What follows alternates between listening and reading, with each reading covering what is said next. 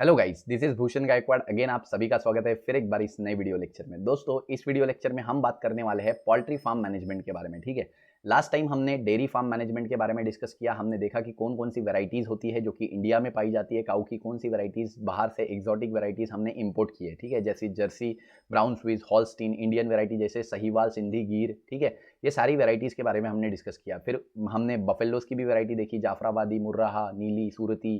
ठीक है, इसके अलावा नागपुरी। तो ये सारी हमने बफेलोस की भी वैरायटी देखी और किस तरीके से डेयरी फार्म मैनेजमेंट करना चाहिए वो सब कुछ हमने लास्ट वीडियो लेक्चर में देखा है। अगर आपने नहीं देखा तो लास्ट वीडियो लेक्चर देखिए, फिर आप पोल्ट्री फार्म मैनेजमेंट के बारे में पढ़िए। ठीक है, तो पोल्ट्री फार्म मैनेजमेंट क्या होता है, किस तरीके से ऑर्गेनाइज किया जाता है, किस तरीके से सारी चीजें वर्क करती है पोल्ट्री फार्म मैनेजमेंट में, ये सारी चीजें हम यहाँ पे इस वीडियो लेक्चर में डिस्कस करेंगे। ठीक है, तो पोल्ट्री फार्मिंग में बेसिकली बर्ड को कल्चर किया जाता है, ग्रो किया जाता है। ठीक है, for meeting the different food demands of the human being. ठीक है, तो अब देखो पोल्ट्री फार्म में क्या क्या इंक्लूड होता है। ये सारे ही बर्ड स्पीसीज यहाँ पे इंक्लूड होते हैं। मेनली कौन से बर्ड्स होते हैं? Mainly chicken, ducks, turkey and fowl. ठीक है, इंडिया में सबसे ज्यादा चिकन और डक्स को ग्रो किया जाता है पोल्ट्री फार्म में।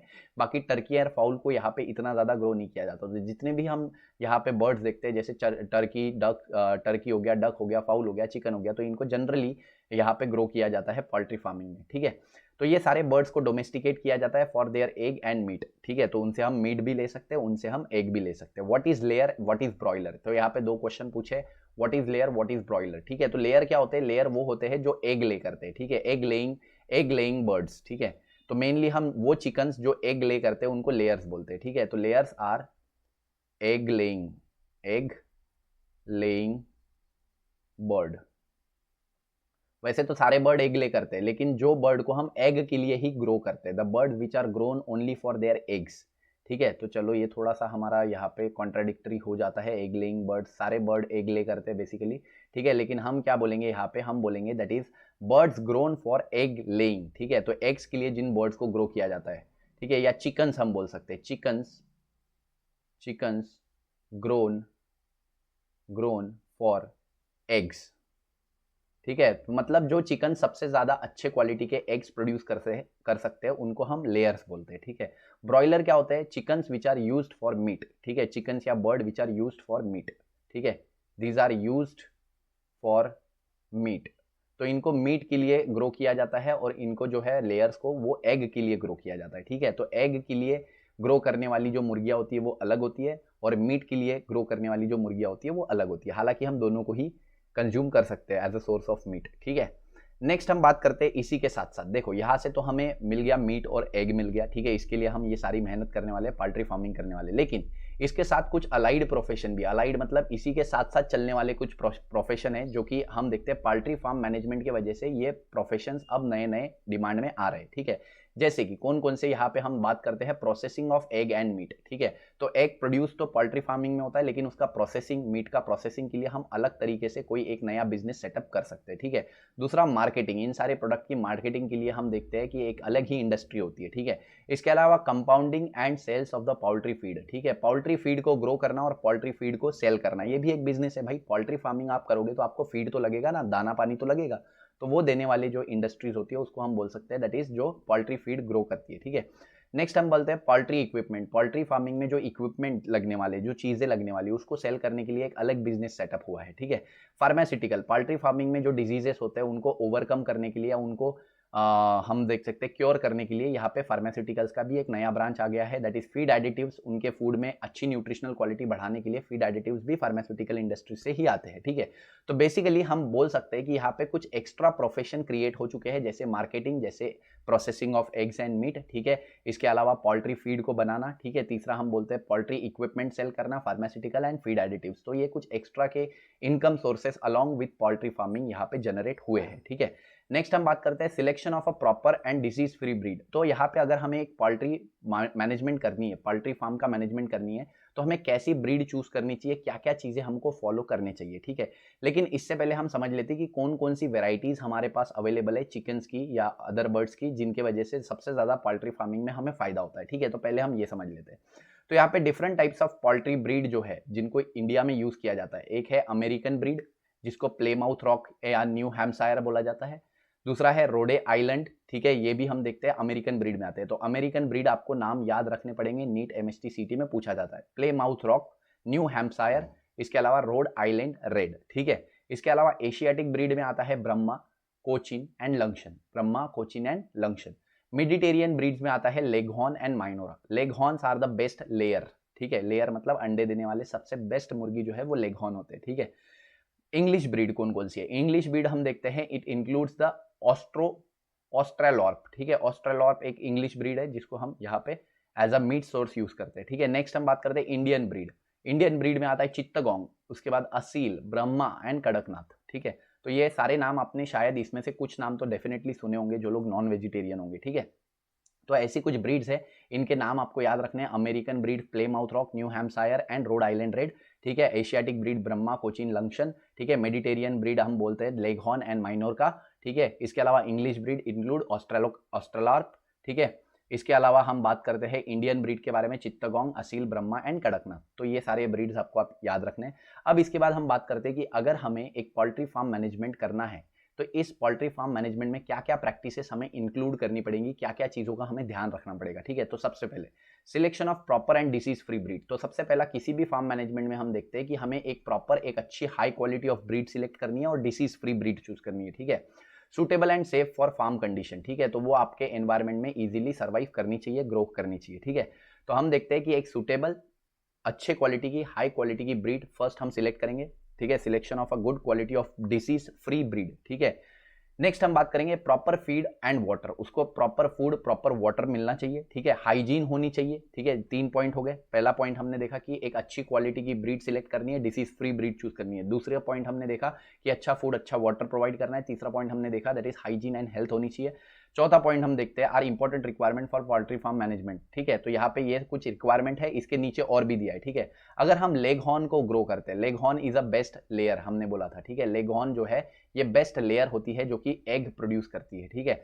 While Plymouth Rock island is and Plymouth Rock हो गया, रोड आइलैंड रेड हो गया, Aseel, Brahma, Kadaknath are preferred as a broiler. तो सबसे बेस्ट ब्रॉयलर अगर हम बात करते हैं तो हमारे इंडिया में कड़कनाथ को बोला जाता है सबसे बेस्ट ब्रॉयलर, ठीक है। इसके अलावा प्लेमाउथ रॉक ले लो या रोड आइलैंड ले लो या असील, ब्रह्मा, ये भी एक अच्छी क्वालिटी के ब्रॉयलर्स है, मतलब इनको यूज किया जाता है फॉर देयर मीट, ठीक है। नेक्स्ट हम बात करते हैं मैनेजमेंट में। मैनेजमेंट में हम देखते हैं कि और क्या क्या चीज़ें, हमने पहले ऊपर क्या क्या चीज़ें पढ़ी, डिस्कस की। हमने देखा कि एक अच्छी quality, high quality of disease free breed हमें सिलेक्ट करनी है। दूसरा, उसको अच्छा फूड, अच्छा वाटरिंग करना है। तीसरा, हमने सिलेक्ट किया कि वो जो ब्रीड होती है, ठीक है, वो जो ब्रीड होती है उसमें हम देखते हैं कि हाइजीन और हेल्थ का हमें ध्यान रखना है, ठीक है। नेक्स्ट हम बात करते हैं और मैनेजमेंट में क्या करना है, मैनेजमेंट ऑफ लेयर्स। अगर लेयर्स की मैनेजमेंट हमें करनी है, लेयर्स यानी एग लेयर्स, ठीक है, जो कि एग के लिए हम जिसको प्रोड्यूस करते हैं। Require purchase of high yielding chicken, तो उसमें हमें सबसे अच्छे क्वालिटी के चिकन्स को परचेज करना पड़ेगा। सबसे बेस्ट क्वालिटी ऑफ चिकन हमारे पास होने चाहिए जिनके एग्स जो है हाई क्वालिटी के होंगे, ठीक है। वेल वेंटिलेटेड रखना है, मतलब हवा का आना जाना प्रॉपर होना चाहिए, वेल वेंटिलेशन होना चाहिए। प्रॉपर फीड होनी चाहिए, ठीक है। डिबीकिंग करी जाती है, डिबीकिंग यानी उनकी चोंच को आगे से काट दिया जाता है, ठीक है, ताकि वो इंसेक्ट ना खा पाए, ठीक है। नेक्स्ट हम बात करते हैं लाइटिंग की। प्रॉपर लाइटिंग की जाती है, वाटर किया जाता है, प्रॉपर सैनिटेशन यानी साफ सफाई रखी जाती है, कलिंग की जाती है। कलिंग का मतलब छटाई, छटाई इन द सेंस जो अच्छी क्वालिटी की ब्रीड है उसको रखा जाता है, जो बीमार हो गई या जो जो जो इंफीरियर क्वालिटी की है उनको हटा के अलग कर दिया जाता है, इसी को स्क्रीनिंग भी बोलते हैं, ठीक है, कलिंग, ठीक है। वैक्सीनेशन, ठीक है, वैक्सीनेशन मतलब उनको वायरस डिसीज के लिए, वायरल डिसीज, बैक्टीरियल डिसीज के लिए वैक्सीन दी जाती है, ठीक है। तो ये कुछ मेन पॉइंट्स है कि लेयर अगर हम ग्रो कर रहे हैं, अगर हमें लेयर ग्रो करने हैं तो हमें अच्छे क्वालिटी की ब्रीड पहले तो सिलेक्ट करनी पड़ेगी, उनको वेंटिलेशन प्रोवाइड करना पड़ेगा प्रॉपरली, प्रॉपर फीड देनी पड़ेगी, डीबीकिंग करनी पड़ेगी, ठीक है, चोंच उनकी थोड़ी सी काटी जाती है, लाइटिंग की जाती है, वाटर दिया जाता है, प्रॉपर सैनिटेशन रखा जाता है, कलिंग यानी छटाई कर दी जाती है। छटाई करने के बाद जो छोटे चूजे होते हैं जो कोई काम के नहीं होते, जिससे हमें अच्छा प्रोडक्शन नहीं मिलेगा, उसको वहीं पे खत्म कर दिया जाता है, मार दिया जाता है, ठीक है। तो दैट इज व्हाट कलिंग, ठीक है। नेक्स्ट हम बात करते हैं वैक्सीनेशन। वैक्सीनेशन किया जाता है फॉर बैक्टीरियल वायरल डिजीजेस, ठीक है। मैनेजमेंट ऑफ ब्रॉयलर, अब ये तो हो गया मैनेजमेंट ऑफ लेयर। अब ब्रॉयलर की मैनेजमेंट अगर की जाए तो कैसे, ब्रॉयलर की मैनेजमेंट में हम देखते हैं रिक्वायर्ड सिलेक्शन ऑफ ब्रीड। देखो, अच्छी ब्रीड तो हमें पहले सिलेक्ट करनी पड़ेगी। हाउसिंग यानी उनको रहने को प्रॉपर जगह मिलनी चाहिए, प्रॉपर स्पेस मिलनी चाहिए, टेम्परेचर सही होना चाहिए, वेंटिलेशन हवा का आना जाना सही होना चाहिए, लाइटिंग सही होनी चाहिए, फ्लोर स्पेस अच्छी खासी होनी चाहिए, ठीक है, मतलब अड़चन नहीं होनी चाहिए उन्हें, ठीक है। इसके अलावा ब्रॉयलर फीड, प्रॉपर फीड उनको देनी चाहिए, ताकि हमें उनका मीट चाहिए तो हमें उनको अच्छी हाई प्रोटीन डाइट देनी पड़ेगी, ठीक है। Different types of poultry diseases. अब कौन कौन से पोल्ट्री डिजीजेस होते हैं जो कि हमारे प्रोडक्टिविटी को खराब कर सकते हैं, ठीक है।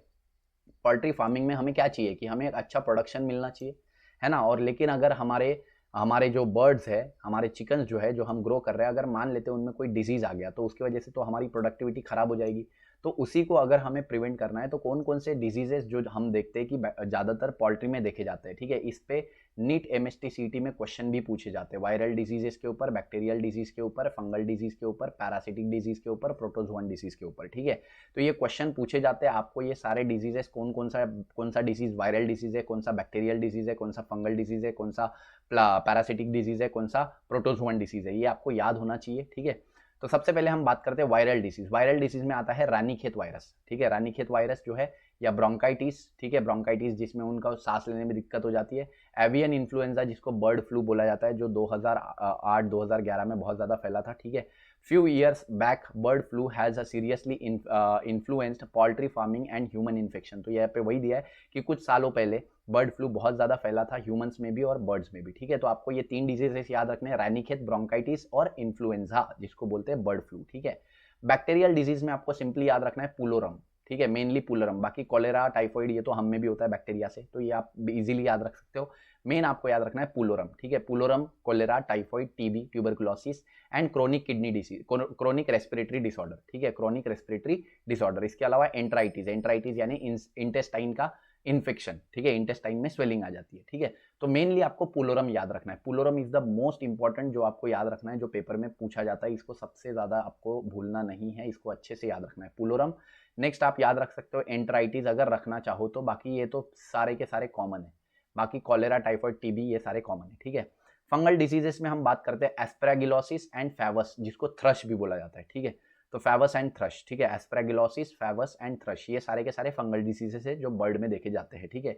इसके बारे में ज्यादा पूछा नहीं जाता है एग्जाम में ज्यादा बैक्टीरियल और वायरल डिजीज के बारे में पूछा जाता है, ठीक है। कभी कभी प्रोटोजोअन डिजीज के बारे में पूछा जाता है, कोकीडियोसिस, क्योंकि ये इसका नाम थोड़ा अलग है, ठीक है। तो ये पूछा जाता है, ठीक है। तो एग्जाम में अगर आप नीट पॉइंट ऑफ व्यू या MST CT point of view से बात कर रहे हो, ठीक है, तो आपको क्या याद रखना है, आपको याद रखना है वायरल डिसीज, ठीक है, आपको याद रखना है बैक्टीरियल डिसीज, आपको याद रखना है यहाँ पे दैट इज मेनली प्रोटोजोअन में से प्रोटोजोअन डिसीज, ठीक है, प्रोटोजोअन, ठीक है। बाकी पैरासिटिक डिसीज भी इतना ही नहीं पूछते, मेन आपको यही 3 पूछेंगे। इसमें आपको रानीखेत मेनली याद रखना है, बर्ड फ्लू याद रखना है, ठीक है, रानीखेत बर्ड फ्लू याद रखना है मेनली। बाकी ब्रोंकाइटिस इतना नहीं पूछेंगे, ठीक है। बैक्टीरिया में आपको पुलोरम याद रखना है, पुलोरम, और एंट्राइटिस याद रखना है, ठीक है।